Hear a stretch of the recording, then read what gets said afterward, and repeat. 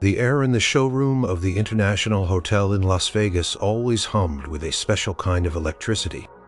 For Leo Martinez, a skinny kid from Memphis, with a gift for rhythm and a head full of dreams, that hum was the sound of destiny.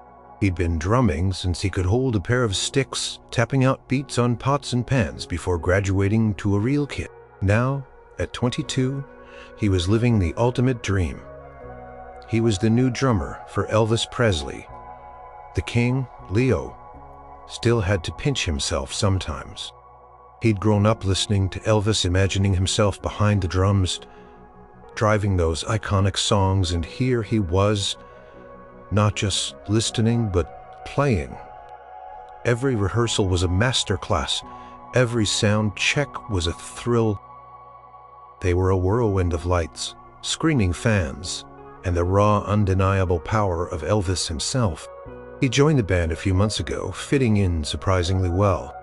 The other musicians, James Burton on guitar, Scheff on bass, Ronnie Tutt on drums. Leo was a secondary drummer, brought in for certain songs and to add depth to the sound, learning from the best. Had welcomed him. They were seasoned pros, but they had a kindness about them, a quiet understanding of what it meant to play with Elvis. Ronnie, the main drummer, had taken Leo under his wing, showing him the ropes, explaining the nuances of Elvis's sometimes unpredictable stage energy. Leo's kit was set up, stage left just behind Ronnie's, giving him a good view of the stage and, more importantly, of Elvis. He studied Elvis's movements, his cues, the subtle shifts in his eyes that signaled a change in tempo or an extended solo. Elvis was known for throwing curveballs, for stretching out a song if the mood struck him, or cutting it short. A good band had to be a living, breathing extension of his musical mind. Tonight was a big one. Another sold-out show, the crowd already buzzing even before the lights dimmed. Leo ran through a mental checklist. Sticks check. Cymbals, polish check. Heart pounding check. He still got those pre-show jitters, a mix of excitement and the terrifying thought of messing up. He was good. He knew that, but the pressure of playing for Elvis, for thousands. He wanted to prove himself worthy of being on that stage. He wanted to be indispensable. "All right, Leo, you ready to make some noise?" Ronnie Tutt grinned from his main kit, adjusting his snare. Ronnie was a legend, and Leo learned something new from him every single day. Leo grinned back, trying to project confidence. "Ready as I'll ever be, Ronnie. That's the spirit, kid," Ronnie chuckled. "Just remember what I told you. Watch the king, he'll tell you everything. You need to nade, he leads, we follow, and don't go wah." He thrived on that energy, and the band needed to feed into it. The lights in the showroom dimmed dramatically, plunging the audience into expectant silence. Collective gasp rippled through the room as the first notes of the intro music, "Thus Spoke Zarathustra," boomed through the speakers. A spotlight hit the stage door, and the roar began. It started as a low rumble, then surged into a tidal wave of sound as Elvis Presley, in a shimmering white jumpsuit, walked into view. Paused for a moment, soaking in the adulation, a small smile playing on his lips. Then, with a nod to the band, he launched into the opening number. The energy was immediate, electric. Leo felt the rhythm deep in his bones, his sticks moving almost instinctively. This was it. This was what he lived for. He felt the sweat already beading on his forehead, but it was a good sweat, the kind that came from pure effort and exhilaration. They moved through the first few songs flawlessly. See Ryder got the crowd on their feet. Then I Got a Woman flowed perfectly. Leo was locked in his eyes, scanning Elvis, his ears attuned to every note, every subtle inflection. He felt good, really good. He was part of something incredible, a machine of sound and charisma, driven by the king himself. He allowed himself a brief moment of quiet pride. He belonged here, he was making his mark. Little did he know his true mark was just a few songs away, and it wouldn't be for hitting a perfect beat. The show was a blur of incredible music and pure adrenaline. Elvis was on fire. He moved with that famous swagger, his voice powerful and raw, reaching every corner of the massive showroom. He threw scarves into the ecstatic crowd, bantered playfully with the audience, and every once in a while, he'd cast a glance back at the band, a silent check, a shared moment. Leo felt those glances, a direct connection to the legend. The set list was tight, but Elvis loved to improvise.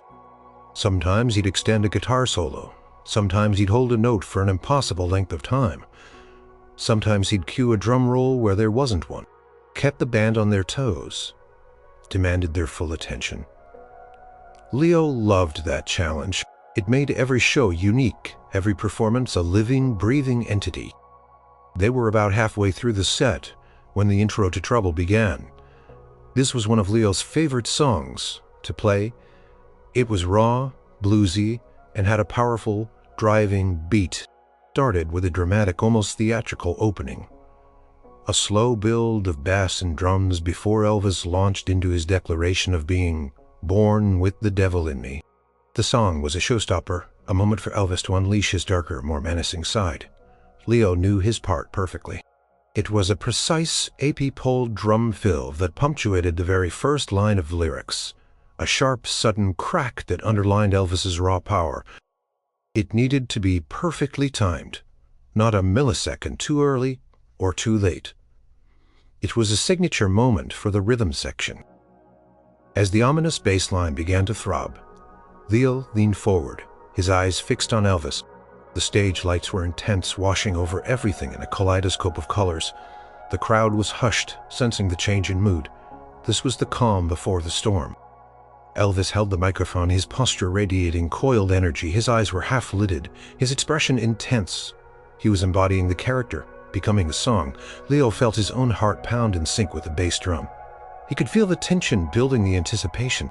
Practiced the fill in his head, a quick, intricate sequence of snare and tom hits, ending with a sharp cymbal crash. 1 and 2 and 3 and crash. It was etched into his muscle memory. He'd played it hundreds of times in rehearsal, dozens of times on stage. It was second nature, but then, just as Elvis opened his mouth, just as the first syllable of Trouble was about to leave his lips, something flashed in Leo's peripheral vision, a sudden bright reflection off a sequin on one of Elvis's backup singers, or maybe a stray camera flash from the audience. It was just a flicker, a momentary distraction, but it was enough. In that split second, Leo's focus fractured. His concentration, usually laser-sharp, wavered. He blinked, trying to clear his vision, to recenter himself. His hands poised above the drum kit hesitated for the barest fraction of a second. The bass line continued its ominous rumble. Elvis took a breath, ready to unleash the first line. The cue was there, clear as day. Leo saw his lips forming the word, felt the primal energy radiating from him. His sticks began to move, but they were just a hair behind, a tiny, almost imperceptible delay. He hit the snare, then the tom, then the final cymbal crash. The sound was there, loud and clear, but it wasn't perfectly sync. It was a beat, maybe half a beat, late. The impact, that sharp, sudden punctuation, wasn't as precise as it should have been. It softened the blow ever so slightly. Elvis was already singing the word Trouble, leaving his lips just as Leo's cymbal crashed. The moment was gone. Perfect synchronized opening, the one they'd rehearsed. Kampf's timed. Had been missed. Holy 5 Evis. Tav si dreed. What he fa?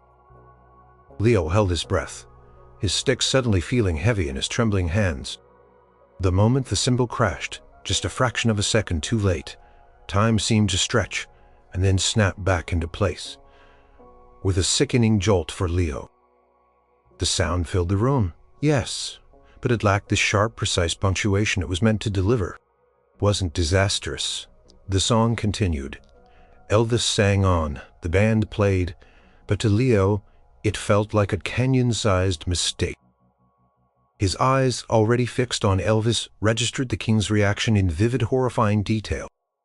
Elvis had just delivered the first word, Trouble, and was moving into the second.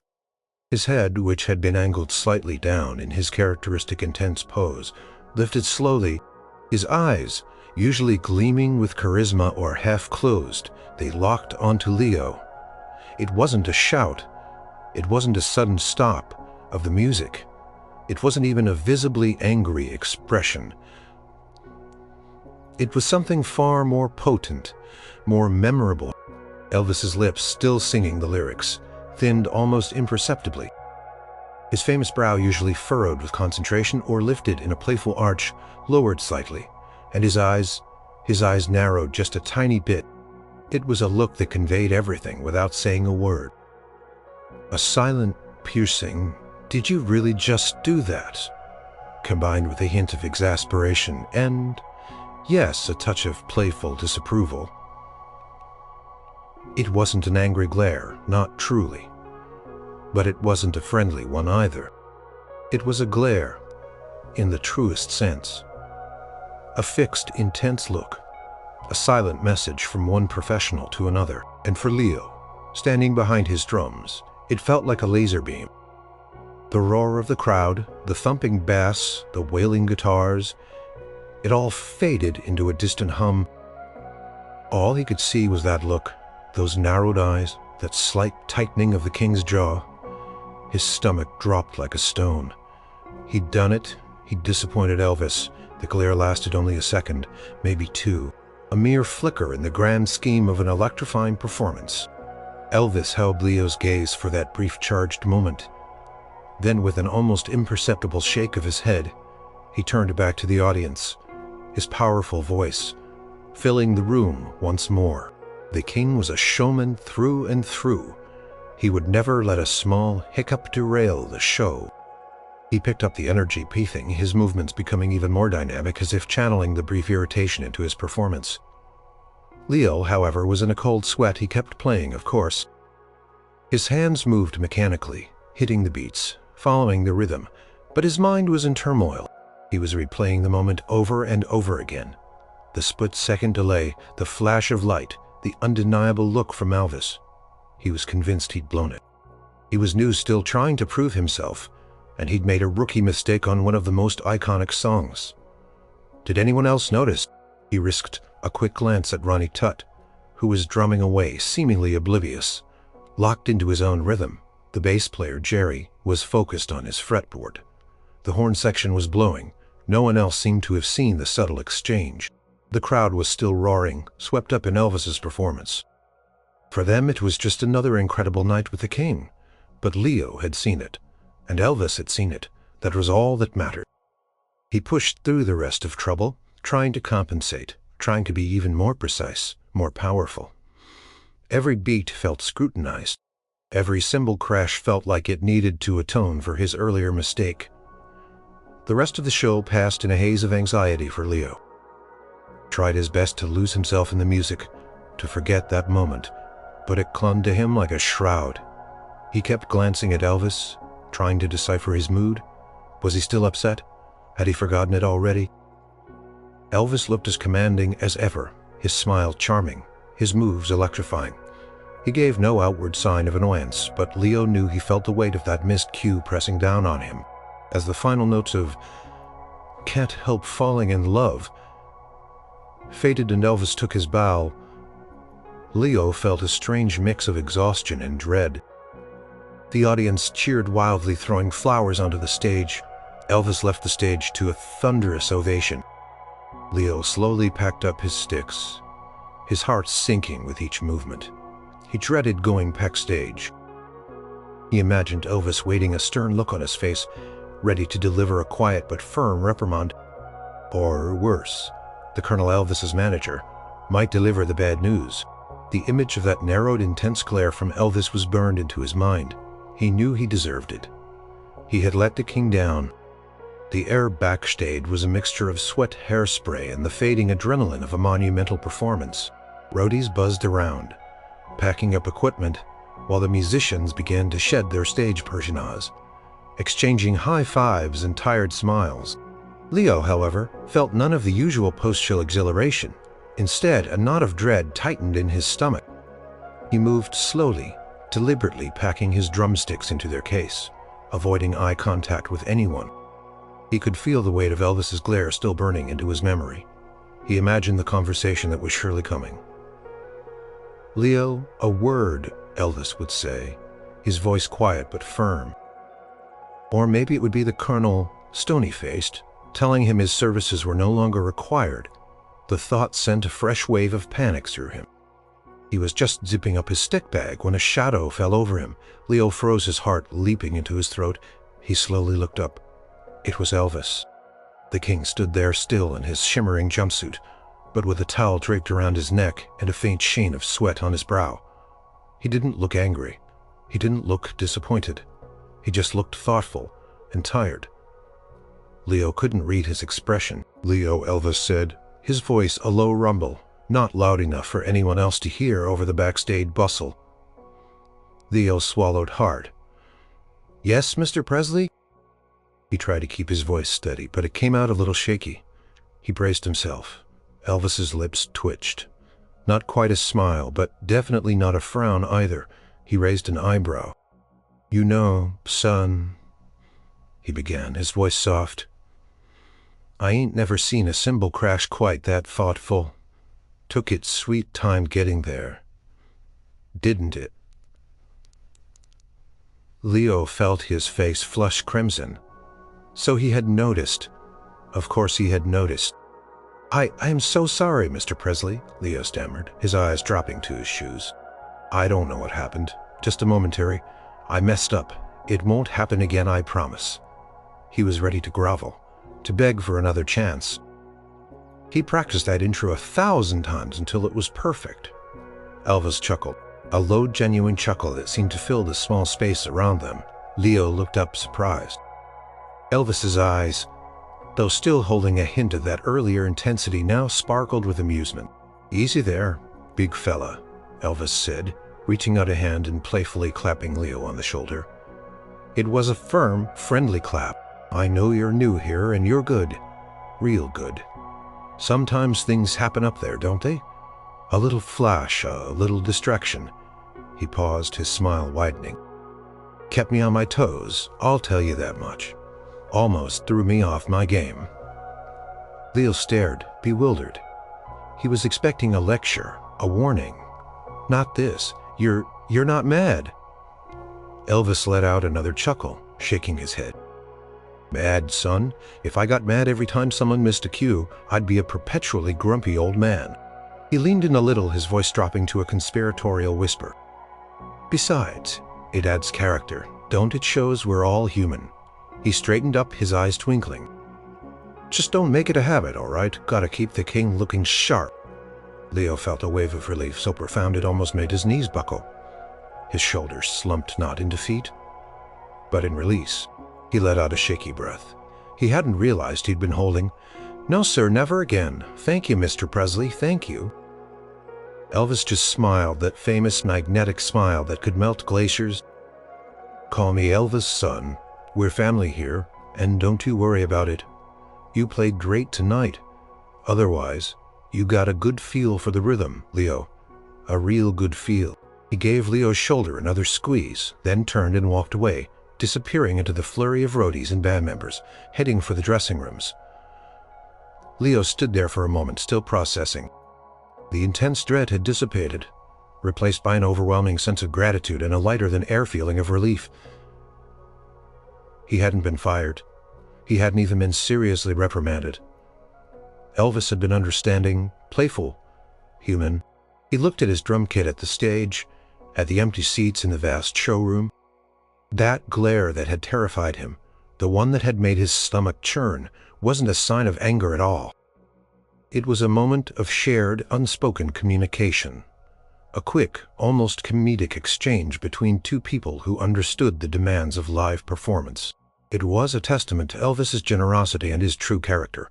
Not just the king, but a kind, forgiving leader who understood that mistakes happen. A strange warmth spread through Leo. He still felt a tiny bit embarrassed, but it was overshadowed by a new, powerful feeling. Respect and something else, something deeper. A bond forged in a single, imperfect moment. He knew now that his place in this band wasn't just about hitting every note perfectly. It was about connection, about improvisation, about riding the wave with the king, even when the wave got a little choppy. And that, he realized, was a far more valuable lesson than any perfect beat. miles away from the bustling backslade of the International Hotel. In a small, quiet darkroom, Clara Vance was performing her own kind of magic. Clara wasn't one for the spotlight. She preferred the hushed reverence of a developing tray, the faint scent of chemicals, and the gradual appearance of an image on photographic paper.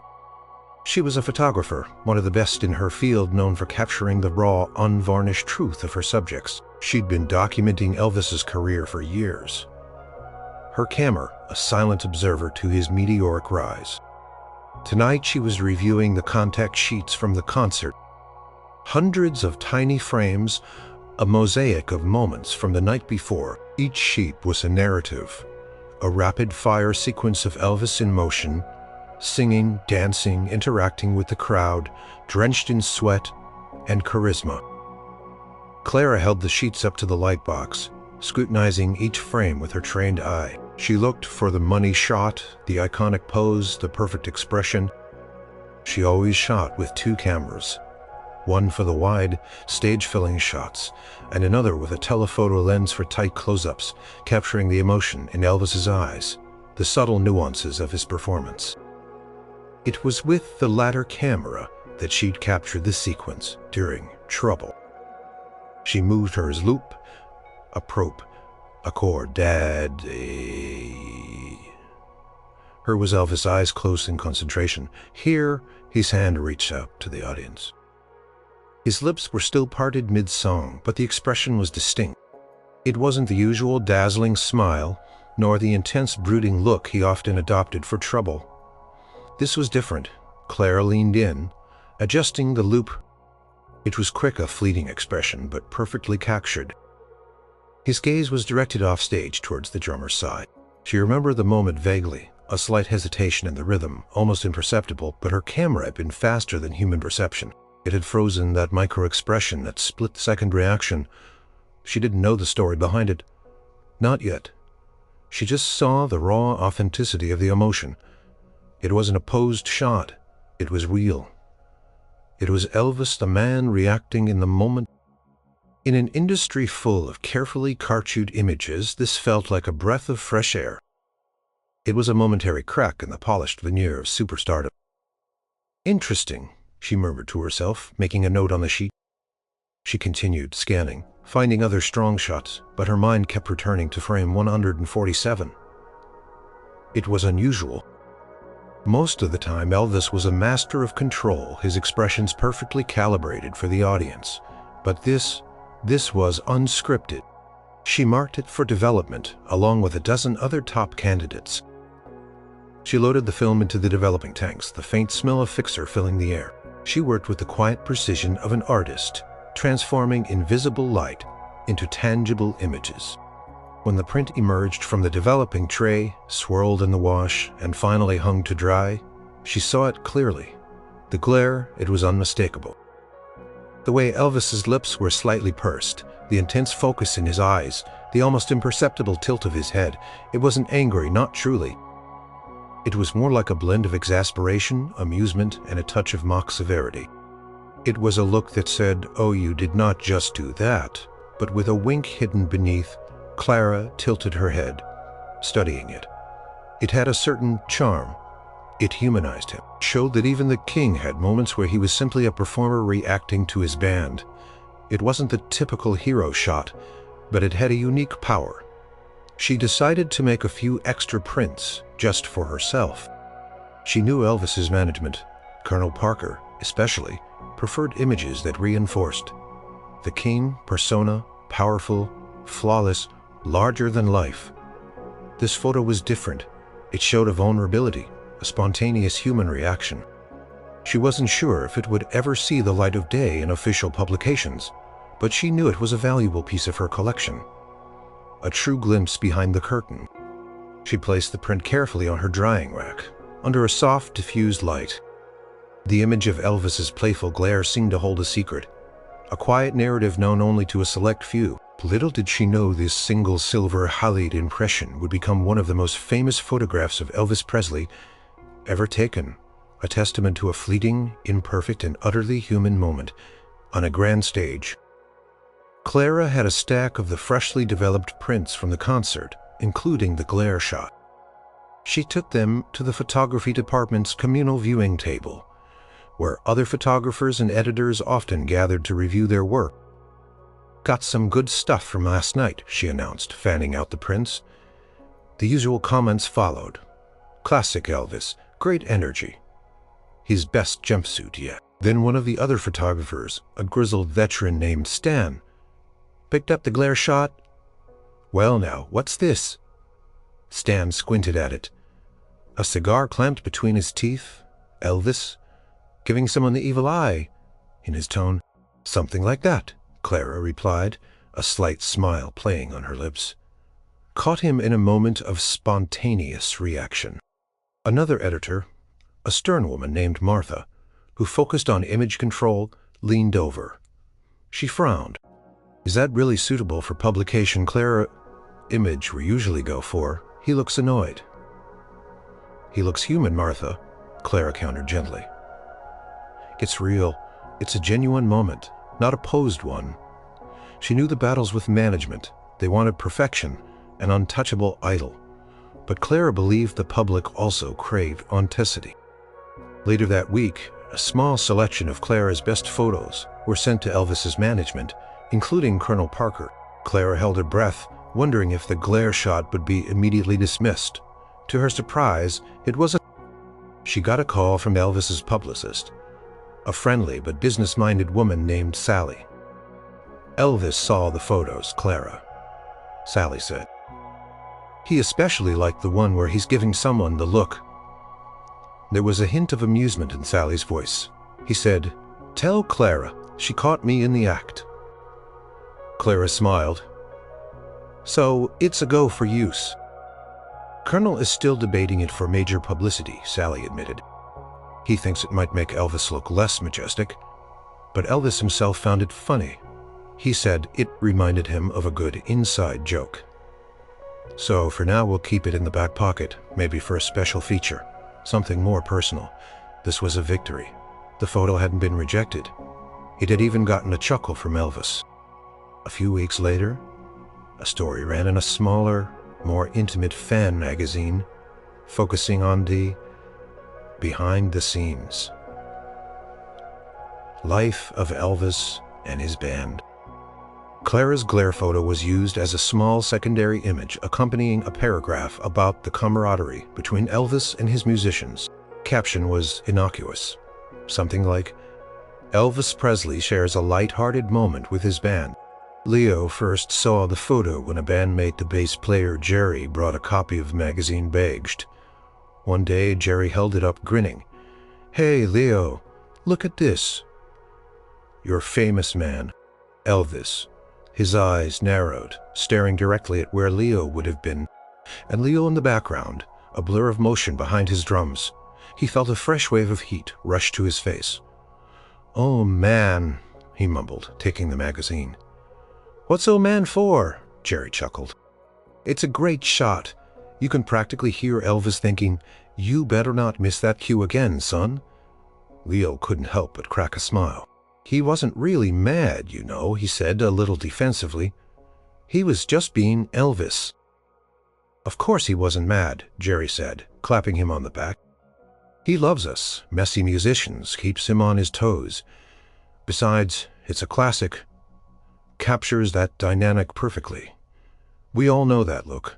Leo spent a long time staring at the photo.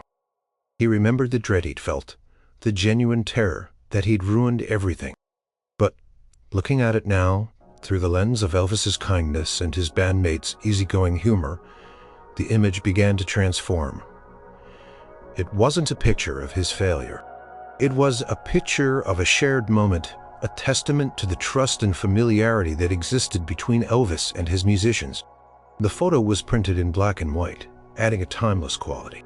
The light caught Elvis's profile perfectly, highlighting the slight tension around his eyes and mouth.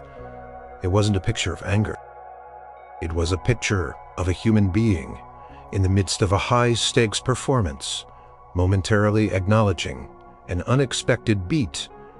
Leo realized that the glare wasn't about him being bad, about being part of the rhythm. part of the show, part of the very fabric of Elvis's performance. And even in that one missed beat, he had created something that unknowingly had been captured and was starting to gain its own quiet fame. It wasn't an iconic image yet, not like the famous concert shots, but it was starting its journey. And for Leo, it was slowly becoming less a source of embarrassment and more a source of quiet pride. The glare photo, though not yet globally famous, became a running gag within Elvis's inner circle. Backstage, musicians or crew members would sometimes playfully mimic the look at Leo if he was a beat off during a rehearsal, or if he walked in late for a sound check. Elvis himself, with that knowing twinkle in his eye, would occasionally throw Leo a mock stern glance during a show, just to make him laugh. These playful jabs didn't embarrass Leo anymore. Instead, they forged a deeper bond between him and the rest of the band, and especially with Elvis. It was a shared secret, a testament to their easy camaraderie. It showed Leo that he wasn't just a hired musician. He was part of their family, privy to their inside jokes and spontaneous moments. Elvis, despite his superstar status, was remarkably down to earth with his band. He was demanding, yes, pushing them to be their best, but he was also incredibly supportive. He saw something in Leo beyond just his drumming skills. Perhaps he saw a bit of his own younger, eager self in the young drummer during downtime. Elvis would often hang out with the band. He'd share stories from his early days, talk about new songs, or just sit quietly listening to their conversations. He especially enjoyed talking about music with Leo. "You got a good ear, Leo," Elvis said one afternoon, leaning back in a chair during a break. "You hear the spaces between the notes? That's important. It's not just about what you play, but what you don't play." Leo nodded, soaking in every word. Ronnie says the same thing. Elvis, less is more sometimes. Exactly, Elvis agreed. And sometimes more is more, too, he added, with a wink. Depends on the song, you gotta feel it, you gotta be loose. He paused, then grinned. Like that troubly intro, that was certainly loose. Leo chuckled. I'll never live that one down, will I? Elvis laughed, a deep, booming sound. Nah, why would you want to? It's part of the story now, ain't it? Just like my jumpsuits, or my sideburns. Adds to the legend. He leaned forward, his voice a little more serious. Listen, Leo, up there on stage, it's live. Anything can happen. That's the beauty of it. You make a mistake, you learn from it and you move on. You don't let it throw you for the rest of the night. That's showmanship. That's professionalism. You got good instincts, kid. Don't second-guess yourself too much, and don't be afraid to try something new, even if it doesn't always work out. That's how you grow. These conversations were invaluable to Leo. Elvis wasn't just his boss. He was a mentor, a guiding light. He taught Leo about the intangible aspects of performing. Stage presence, connecting with the audience, staying in the moment, and most importantly, about forgiving himself for imperfections. Leo noticed a shift in his own playing. He was still precise, still focused, but he was also more relaxed. He experimented more, adding subtle fills, feeling the music with greater freedom. The fear of making a mistake had lessened, replaced by a quiet confidence. He understood that Elvis valued authenticity over robotic perfection. The glare photo occasionally popped up in more prominent fan publication. It was starting to get noticed, not just by insiders, but by a wider fan base. People started to comment on it in letters to fan clubs, speculating about what had caused Elvis's famous scowl. Most saw it as a moment of Elvis's intensity, not realizing the playful nature behind it. But the band and Leo especially knew the real story. Leo would sometimes catch a glimpse of the photo in a newspaper or magazine, and a small private smile would touch his lips. It was a tangible reminder of that Guad moment. It wasn't about the error, but about the connection that had bloomed from it. It was about the king himself, a man who, despite his immense fame, remained kind, understanding, and incredibly human. That photo, for Leo, was becoming less a symbol of a mistake and more a symbol of a deep, unspoken bond. The glare photo began its true ascent into icon status. Almost subtly, it wasn't an overnight sensation, but a slow burn, a gradual recognition of its unique power. What started in fan magazines as an interesting tidbit soon caught the eye of larger publications, then photo agencies, and eventually the mainstream media. Part of its appeal was its rawness. In an era where celebrity images were meticulously controlled and often heavily posed, Clara Vance's photo was a candid capture of a genuine human reaction. The mystery added to its allure. It invited interpretation, sparked conversation. Some saw it as a stern leader commanding his troops. Others, especially those familiar with Elvis's playful nature, recognized the underlying affection. Fans loved it. They'd bought posters and postcards featuring the image. It resonated because it humanized Elvis. It showed that even he could have a moment of surprise or slight annoyance. It made him more relatable, more accessible. The legend wasn't diminished. It was enriched by this glimpse into his everyday interactions on stage. Leo, the unwitting co-star of the photograph, began to experience a new kind of fame. People, especially other musicians, would recognize him. "Hey, you're the drummer from that Elvis picture," they'd say, eyes wide with recognition. He'd be at a club or a diner, and someone would point to him, then quickly to a newspaper that happened to feature the photo. At first, it was a bit overwhelming. He was still Leo, the guy who loved drums, who sometimes stumbled over his words. Now, he was the drummer. He often felt a flicker of embarrassment, knowing the true story behind the photo. He'd briefly explain. It was a playful look, not a serious one, but most people preferred their own interpretation. "Yeah, he looked pretty mad there," a fan might say, nodding sagely. Leo would just smile. He had his moments. He realized it didn't matter what. The world fought with what he and Elvis knew. The photo became a talking point in interviews with Elvis. Reporters intrigued by the expression would ask him about it. Elvis, always a master of controlling his own narrative, would usually just chuckle. "Oh, that old thing," he'd say with a dismissive wave of his hand. "Just me keeping the boys on their toes. Gotta make sure they're paying attention, right?" He'd never reveal the specific mistake protecting Leo and the band.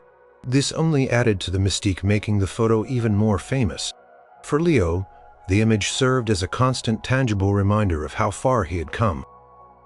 It reminded him of that moment of stark terror, followed by the overwhelming relief and the profound understanding of Elvis's true character.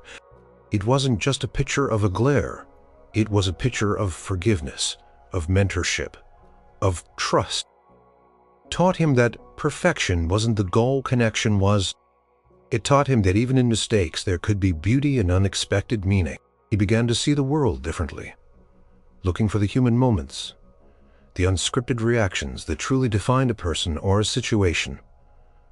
The photo was everywhere, now on magazine covers and documentaries. It was one of the defining images of Elvis Presley, a glimpse into the dynamic between the greatest performer on earth and his dedicated band. And Leo, the young drummer, was forever linked to that iconic glance. Not for a fault, but for the human story it told. He was no longer just the new kid. He was a part of Elvis's enduring legacy, captured forever in a flash of light and a knowing look. Years passed. The music world continued to spin, and Elvis Presley remained a towering figure, his star burning brighter than ever. The glare photo had firmly cemented its place in the pantheon of iconic rock and roll image. It was reprinted in countless books, featured in documentaries, and sold as posters and art prints to generations of fans. It became shorthand for Elvis's perfectionism mixed with his playful side, a visual testament to his control.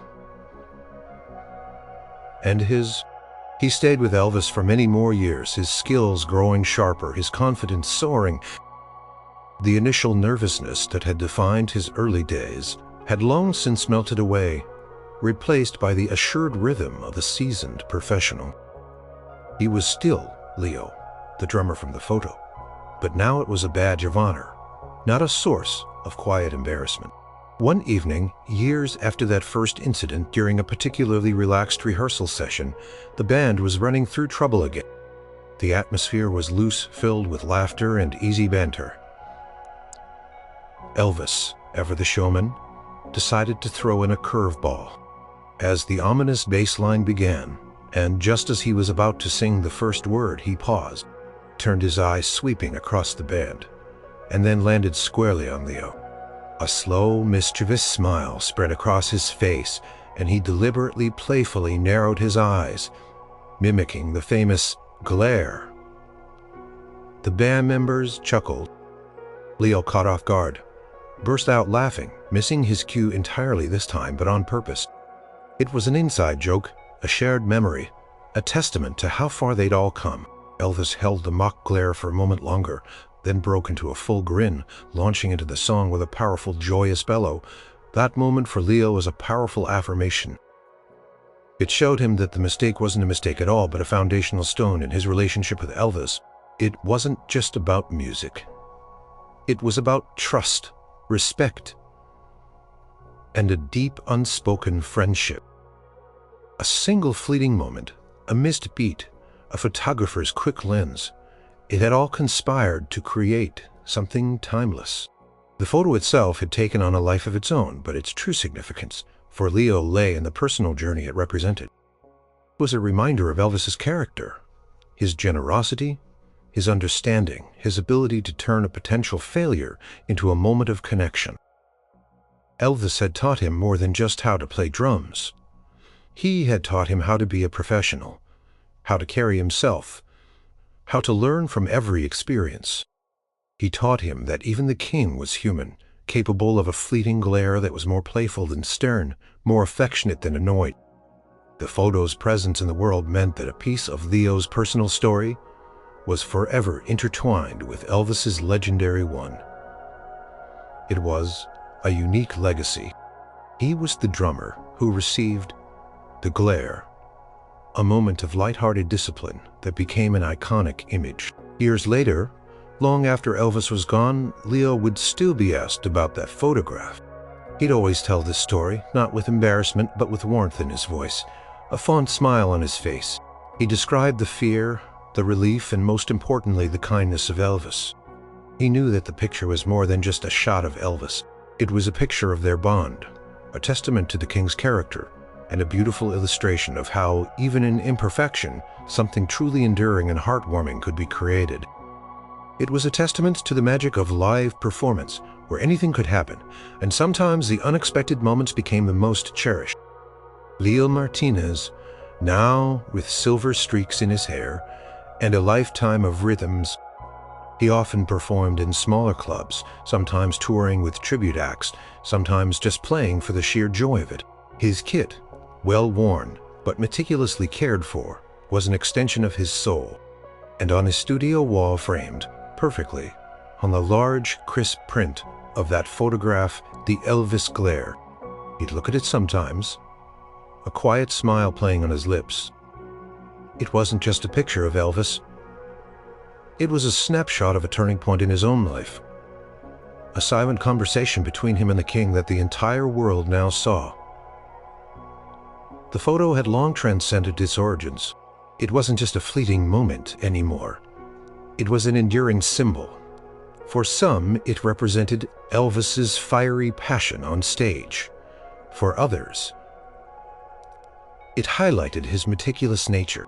But for Leo, it represented something far more personal and profound: friendship, forgiveness, and the beauty of human connection amidst the chaos of fame.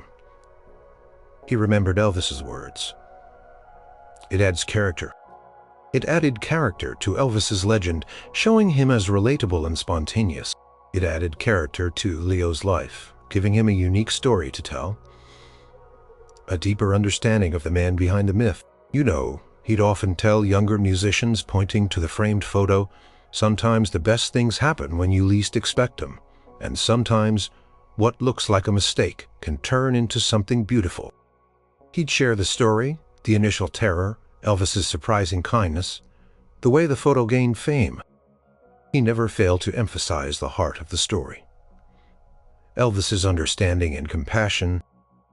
The photo served as a constant reminder that life, like music, isn't always about hitting every note perfectly. It's about how you recover, how you adapt, and how you connect. It's about the improvisations, the unplanned moments, the genuine reactions. That brief playful glare, born from a tiny missed cue, captured the essence of a remarkable human being who valued authenticity above all else. Leo often thought about Elvis, not just as the global icon, but as the kind, humorous man who clapped him on the shoulder backstage and told him not to worry.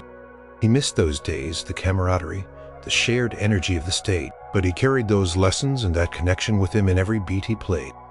His drumming style had evolved over the years, infused with the freedom and confidence Elvis had instilled in him. He understood that music was about feeling, about telling a story, and sometimes the most compelling stories had a few unexpected twists. He'd look at the photo again. Elvis's eyes narrowed, a hint of that signature smirk playing on his lips. And Leo would remember the silent promise he'd made that night. It won't happen again. And it hadn't. Not like that. But something far more significant had happened. A bond was forged, a lesson was learned, and an iconic image was born. All from one perfectly imperfect moment in time. The rhythm of that night, that unexpected glare, continued to beat in Leo's heart. It was a testament to a life lived in harmony, proving that even a tiny flaw could lead to an everlasting, heartwarming melody. He was forever in the rhythm of the king, an accidental star in a legendary photograph, and forever grateful for the beautiful human story it told.